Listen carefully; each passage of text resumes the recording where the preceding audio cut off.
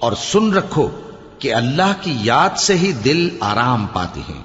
جو لوگ ایمان لائے اور عمل نیک کیے ان کے لیے خوشحالی اور عمدہ ٹھکانہ ہے۔ جس طرح ہم پہلے پیغمبر بھیجتے رہے ہیں اسی طرح اے نبی ہم نے تم کو اس امت میں جس سے پہلے بہت سی امتیں گزر چکی ہیں بھیجا ہے، تاکہ تم ان کو وہ کتاب جو ہم نے تمہاری طرف بھیجی ہے پڑھ کر سنا دو۔ اور یہ لوگ رحمان کو نہیں مانتے۔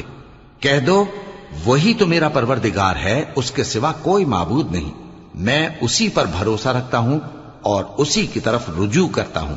اور اگر کوئی قرآن ایسا ہوتا کہ اس کی تاثیر سے پہاڑ چل پڑتے یا زمین پھٹ جاتی یا مردوں سے کلام کر سکتے تو کیا یہ لوگ ایمان لے آتے؟ بات یہ ہے کہ سب باتیں اللہ کے اختیار میں ہیں۔ تو کیا مومنوں کو اس سے اطمینان نہیں ہوا کہ اگر اللہ چاہتا تو سب لوگوں کو ہدایت کے رستے پر چلا دیتا؟